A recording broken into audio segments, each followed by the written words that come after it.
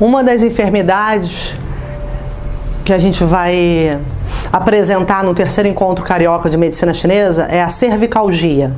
A cervicalgia, para a medicina moderna ou ocidental, existem determinadas causas para essa enfermidade. E para a medicina chinesa existem outras. Por isso, é muito importante esclarecermos um conceito para iniciarmos qualquer tratamento com medicina chinesa. Conceito de diagnóstico sindrômico. A medicina chinesa trabalha com o diagnóstico sindrômico. Então, antes de iniciarmos o tratamento, temos que identificar a síndrome, diferente da medicina moderna ou ocidental, que nós trabalhamos, ou moderna ou ocidental.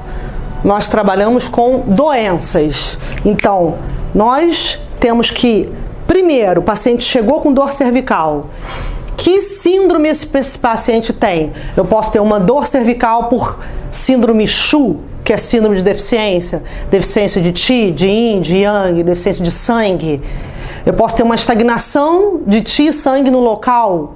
Eu posso ter um bloqueio da ascensão do Yang puro, porque o baço tem um quadro de deficiência importante que gerou um acúmulo de umidade e o Yang puro não consegue ascender para a cervical. São síndromes, só aí existem 5 síndromes diferentes. Então é muito importante não ter esse tipo de dificuldade para iniciar o tratamento, senão todo o tratamento vai ser comprometido. Eu não posso tratar a cervicalgia, eu vou tratar a deficiência de sangue, que apresenta como um dos sintomas dor cervical, porque eu tenho uma dor importante, uma dor intensa, fixa, muito forte, localizada, depois de, por exemplo, pego um peso muito grande, eu tenho uma estagnação. Agora, eu tenho uma dor leve, que eu apresento há anos, bem leve, piora com cansaço, piora no final do dia, que a cada ano aumenta mais, mas eu tenho há 10 anos, é um outro tratamento completamente diferente. Então nós não tratamos doenças, tratamos síndromes. Isso serve para asma, insônia, depressão, síndrome do pânico, qualquer enfermidade. Sem o diagnóstico sindrômico não podemos tratar, porque a maior diferença das duas medicinas é essa.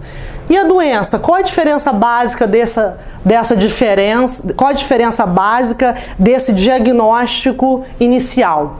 Primeiro, que para diagnosticar a doença eu tenho uma alteração anátomo-funcional. Anátomo-funcional. Eu chego com dor cervical, um ortopedista, por exemplo, ele vai perguntar se eu já fiz alguma ressonância, um raio-x, vai fazer alguns testes para saber se tem compressão, se não tem, para que ele possa tratar.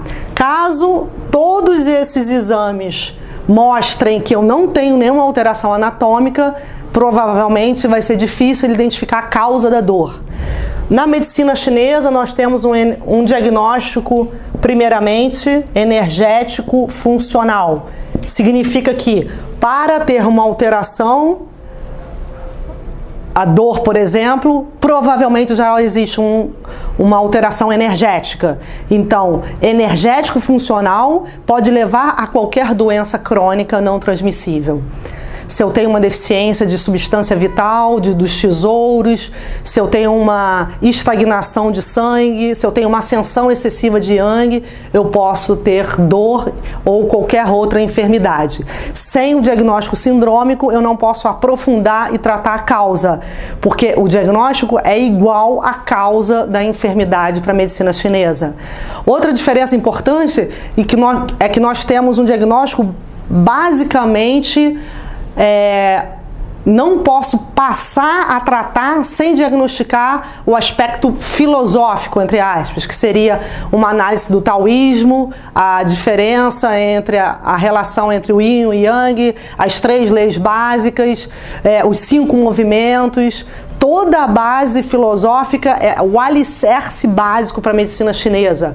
Já a medicina moderna não tem como base de tratamento nenhum aspecto filosófico, tá? Se eu não uso essa base no início do tratamento, eu não estou tratando devidamente, tá? Outra diferença importante seria